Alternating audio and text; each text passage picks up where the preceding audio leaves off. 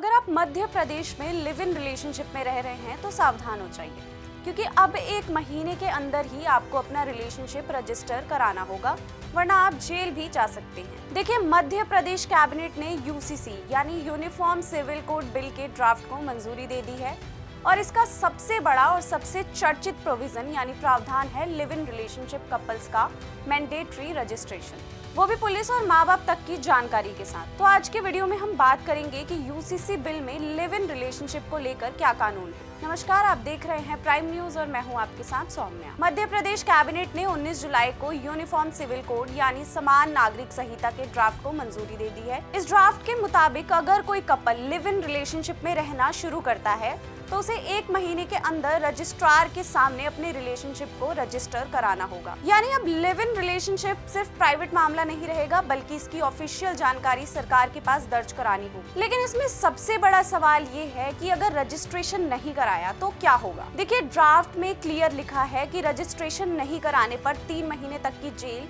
या 10,000 रुपए तक का जुर्माना लगाया जा सकता है। इसके अलावा रजिस्ट्रेशन में अगर कोई व्यक्ति गलत जानकारी देता है तो 3 महीने तक की जेल और 25,000 रुपए तक का जुर्माना हो सकता है। वहीं अगर नोटिस मिलने के बाद भी घोषणा दाखिल नहीं की जाती तो 6 महीने तक की जेल और 25,000 रुपए तक का जुर्माना लगाया जा सकता है। लेकिन एमपी ही एक ऐसा राज्य नहीं है जहां यूसीसी बिल के ड्राफ्ट में लिव इन रिलेशनशिप के बारे में रजिस्ट्रेशन कराना लिखा है।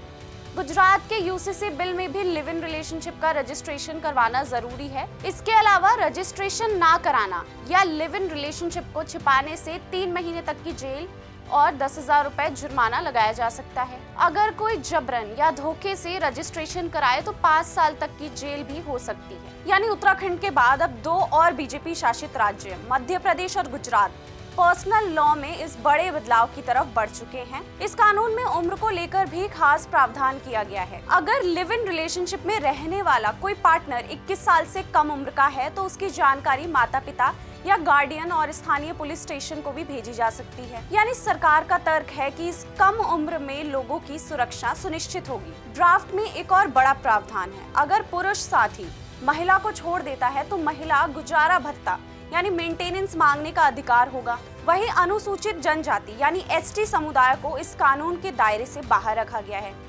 अब इस ड्राफ्ट को मॉनसून सत्र में विधानसभा के सामने पेश किया जाएगा। लेकिन यूसीसी को लेकर विवाद भी कम नहीं है। गुजरात में बिल पास होने के बाद विपक्ष और कई मुस्लिम संगठनों ने इसका विरोध शुरू कर दिया। एआईएमआईएम कार्यकर्ता ने अहमदाबाद में प्रदर्शन किया, वहीं एसडीपीआई से जुड़े कार्यकर्ताओं ने भी इसका विरोध जताया। विरोध करने वालों का आरोप है कि ये कानून संविधान के अनुच्छेद 14 और 15 यानी समानता और भेदभाव से जुड़े अधिकारों को प्रभावित कर सकता है। अगर पूरे देश की बात करें तो उत्तराखंड पहला राज्य बना जिसने यूसीसी लागू किया। इसके बाद गुजरात विधानसभा ने भी इसे मंजूरी दी और अब मध्य प्रदेश भी उसी दिशा में आगे बढ़ रहा है। सरकार का कहना है कि यूसीसी से महिलाओं के अधिकार मजबूत होंगे और कानून सभी के लिए समान होगा। वहीं विरोध करने वाले से निजता के अधिकार यानी राइट टू प्राइवेसी और व्यक्तिगत स्वतंत्रता से जोड़कर सवाल उठा रहे हैं। अब नजर इस बात पर होगी कि मध्य प्रदेश विधानसभा में ये बिल किस रूप में पेश होता है और क्या देश के बाकी बीजेपी शासित राज्य भी इसी रास्ते पर आगे बढ़ेंगे।